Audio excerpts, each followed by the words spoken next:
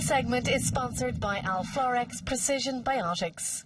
Now, irritable bowel syndrome is a common gut disorder affecting between 10 and 20% of the Irish population. It might even be higher than that. We were just discussing a woman that unfortunately knows all about the effect the disorder can have on your life is Eithne, who has suffered from the condition for 17 long years. Eithne joins us now along with Dr. Liz Kenny to discuss IBS. You're both very welcome, ladies. Hi. This is a topic, I know we're saying 10 to 20%. I reckon most people get a touch of it at some stage in their lives, and we'll get onto that later, Liz. But Eithne, can we talk, first of all, well done for talking about this, sitting on a sofa. Yes. Because people feel often quite shamed and shameful when it comes to talking about IBS and a bit embarrassed. And there's absolutely no reason to it. So I salute you for sitting here and talking about it, as many women and men at home will be doing. Can you tell us about your story? 17 years is a long time. Yeah. So when did it first start? It first presented, I'd say, probably after, even a little bit more than 17 years, after the birth of my youngest. Okay. Right? So she's 21 this year. And I suppose, like, when you're pregnant and stuff, like, your body, you know, different things are going on and you kind of just don't think about it. You just accept it. But, like, even a year after she was born, I was still having these days of, you know, terrible diarrhea, terrible days of constipation, or, you know, morning and afternoon kind of things of that. Like, you'd go to the doctor and they'd say, right, you know, you'll get your Senocot or your Fibrogel or whatever and off with you. You know, it's just, it'll something that'll pass.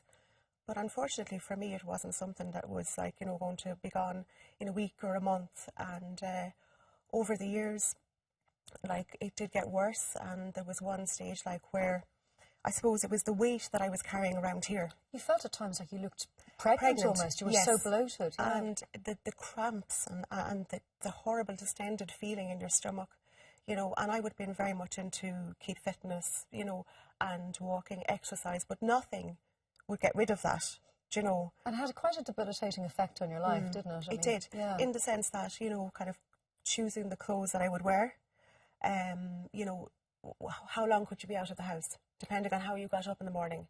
Like, so would you be thinking, where's the nearest toilet? Yes, always. Exactly. Yeah. In a restaurant, you would always be looking for the table where it was near, that you wouldn't be having to ask people to move out of the way. Like, and I suppose my reckoning of it is it's the silent illness, in the sense that it's not something that you'll sit down over lunch with your friends or whatever is discussed. Like, if you have a headache or, you know, you've got a broken leg, someone can see it. And it can be very depressing.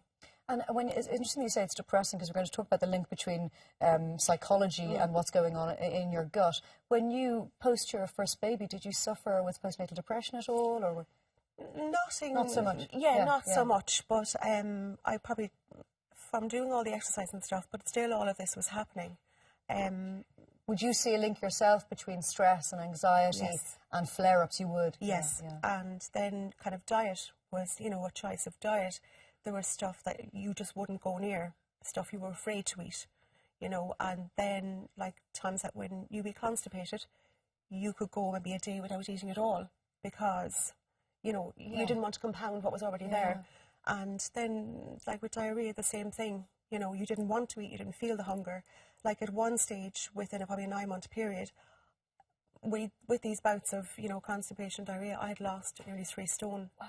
I went from, like, say, 10, which would be a good healthy weight for my height, to 6 stone 13. 6 stone 13, that's very slim. And how are you now? Because I know you've been... I'm great. You're doing great. Yeah.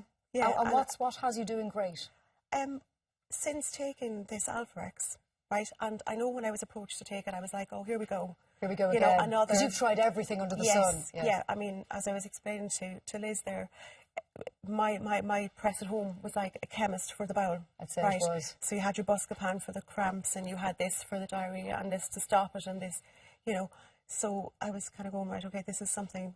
And for the first couple of weeks of taking it, I was like, didn't notice any difference.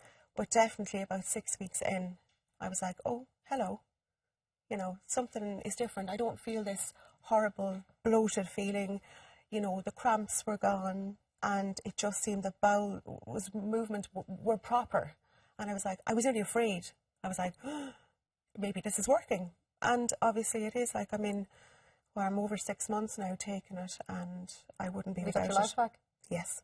Isn't that remarkable? Yeah. Liz, I'll bring you in here. We're having this conversation presupposing that everybody at home knows what IBS is. I'm sure they do, but just in case they don't, just clarify for us exactly what IBS is. Although it's changing, our understanding of it is changing. Our understanding is certainly changing. It's a very prominent and I suppose frequent variety of symptoms in the gut.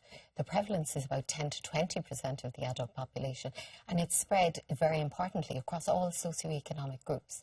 The characteristic symptoms are a change in bowel function. You can have abdominal pain or indeed just discomfort, and that can be alleviated if you pass a bowel motion.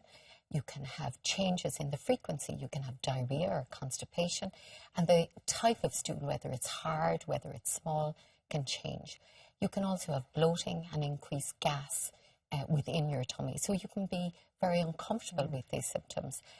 There isn't one specific diagnostic test for it, and that makes it very difficult because we certainly want to make sure that if we're saying somebody has a condition, we delineate it. So we have to use specific criteria, and the symptoms that Eithne spoke about are the symptoms, and we classify them with a criteria called the Rome criteria.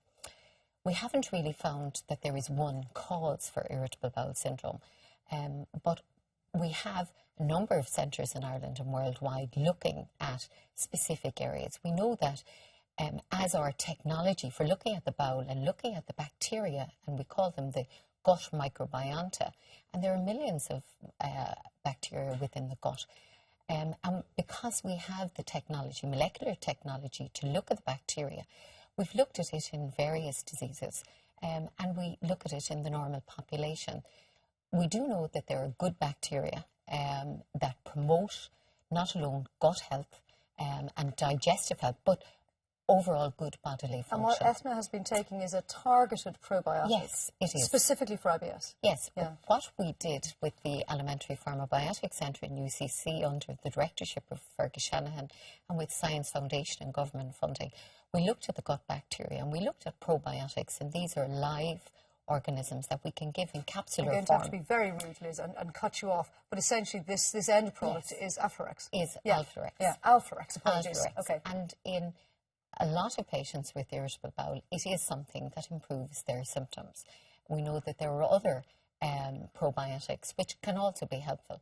And we know that within the gut, that it's not just the gut, that there is a brain-gut axis and that variations how you're feeling in your head does relate to it. Liz, I'd love to bring you back again because I'm sure there are many people at home who would like to hear you speak more about it because it does affect so many people. Eithne, thank you very much for talking about it, and how wonderful that you're feeling well. Yes. Long may that continue. Thank you. Thank you very much, and Liz, thank you very much Thank also. you very much. This segment is sponsored by Alflorex Precision Biotics.